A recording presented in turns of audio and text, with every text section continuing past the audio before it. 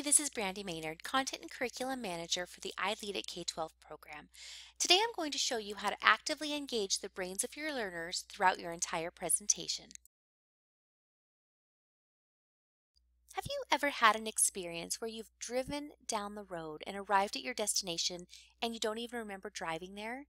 It's as if your body was on an automatic pilot.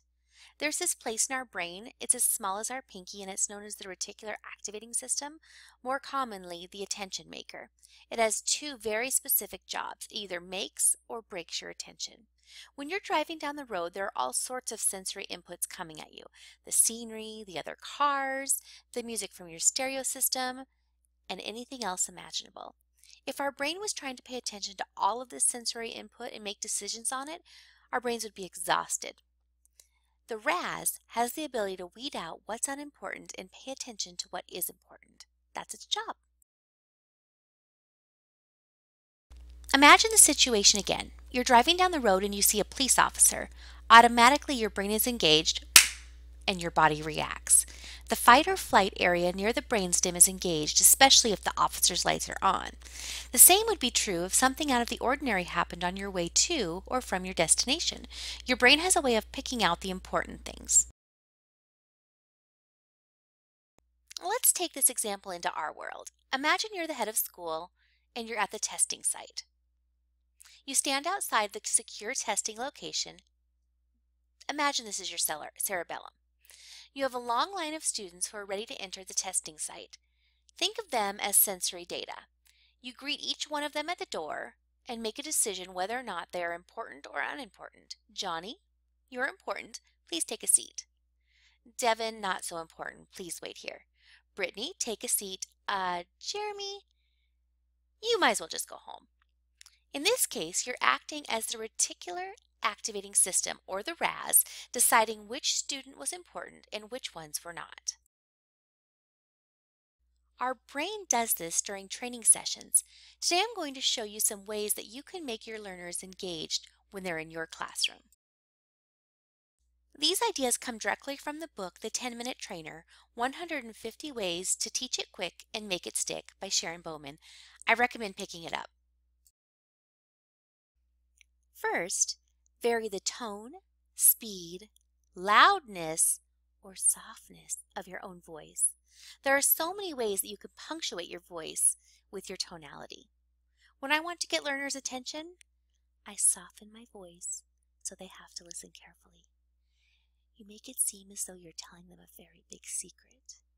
If I want to gain credibility with my audience, I'll put my palms down and make sure that my voice inflection is low. If I want to build rapport with my audience, I put my palms up and make sure that my voice inflection goes up.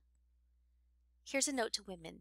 It's more difficult for us to gain credibility, so a simple trainer move is to keep your palms down when you want to make a point. This little trick will give you instant credibility. Next, move around the room as you talk. This trainer move is known as anchoring. If you're giving direct instructions, stand in the center of the room. When it's time for a story, move to your right and this becomes your story anchor. If I'm telling a story that involves past, present, and future, I'll begin on my right-hand side, participants left, and move toward my left. This simulates the direction we use when reading a book. If participants are sharing content, I generally move to the back of the room so they become the center of attention.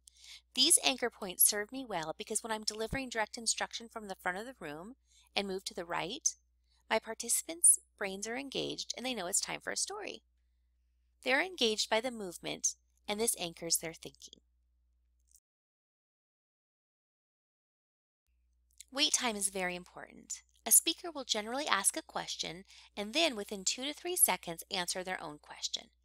We must employ wait time. I generally wait until it's almost uncomfortable and then I count to 5 in my mind. This gives participants plenty of time to answer the questions that I'm posing them. Nobody likes uncomfortable wait time. It's an excellent motivator to get feedback from your participants. Use images when you speak. One time I had a Harvard grad deliver a training to a group of parents. She was masterful at choosing just the right pictures to go along with the topic she was sharing. When I asked her about it afterwards, she told me it's what they do on television, that the pictures are constantly changing so the brain is fully engaged. I thought this was fascinating because as I was watching her train, my brain was totally engaged. Pictures are very powerful. Finally, there's also a power in video, as long as it's directly connected to the instruction. In the 90s and early 2000s, flip charts were all the rage in the training room. While I still believe flip charts are important, video has taken a more prominent role as a visual aid. If you can engage your learners with a video, they will likely remember how the video connects to your content, but you need to make that connection. There are many ways that we can make or break attention. I challenge you to use a few of these attention getters from today's video. Maybe you'll speak softly, as if you're telling them a secret. Maybe you'll move right to left on stage when you're telling a story. Maybe you'll employ wait time or use pictures and video to engage your audience. The possibilities are limitless, and I'm excited to see what you're going to do to keep your learners' brains active and engaged. Thank you so much for your time and attention. See you next time. Bye for now.